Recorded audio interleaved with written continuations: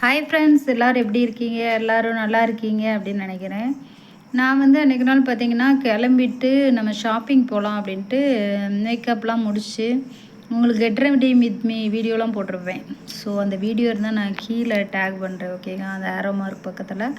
So அது வந்து நம்ம கிளம்பலாம் அப்படின்ட்டு கொஞ்சம் நேரம் அப்படியே செல்ஃபியெல்லாம் பார்த்துட்டு கண்ணாடியெல்லாம் பார்த்து மினுக்கிட்டு அதுக்கப்புறம் நான் வந்து வண்டி எடுக்கலாம் அப்படின்ட்டு கீழே வந்துட்டேன்.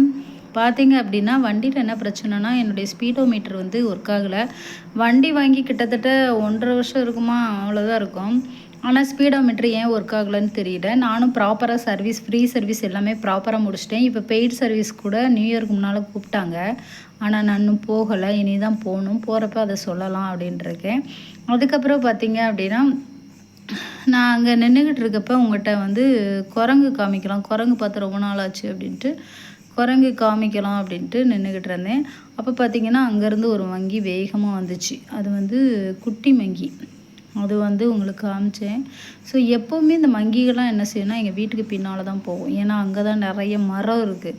ஸோ அதில் தாவி விளாட்றதுக்கு அது ஈஸியாக இருக்கும். பார்த்திங்களா, எங்கே இருந்தாலும் அது அந்த கரெக்டாக அந்த எங்கள் வீட்டுக்கு பின்னால் போயிடுச்சா, இப்படி தான் போகும் அது.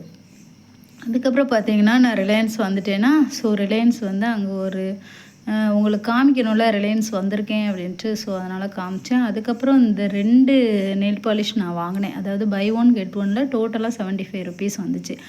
அதாவது பை 1 வந்து 37.5 அந்த ரேஞ்சில் உள்ளது. அதுக்கப்புறம் நான் இவ்வளோ திங்ஸும் நான் வாங்கியிருக்கேன். பார்த்திங்கன்னா இது பில்லு வந்து 1000க்கு மேலே வந்துச்சு. அதுக்கப்புறம் பார்த்தீங்க அப்படின்னா ஒவ்வொரு இதாக போய் ஏதாட்டும் ஸ்பெஷலாக யூனிக்காக எதுவும் இருக்கா அப்படின்னு தேடி பார்த்தேன். ஆனால் பழசே தான் இருந்துச்சு, யூனிக் எதுவுமே இல்லை. ஸோ அந்த ரேக்கை விட்டு வெளியே வந்துடுச்சு.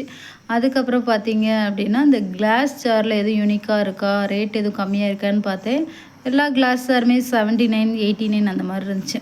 அதுக்கப்புறம் பார்த்தீங்கன்னா நான் வீட்டுக்கு வந்துட்டு இந்த கவுகி உங்கள்கிட்ட காமிக்கிறேன். ஏன்னா இது வந்து 99 ருபீஸ் இந்த கீ. அதுக்கப்புறம் வீட்டுக்கு வந்து ப்ரெட்டில் சாம்பார் ஊற்றி சாப்பிட்டு படுத்துட்டேன். பாய்.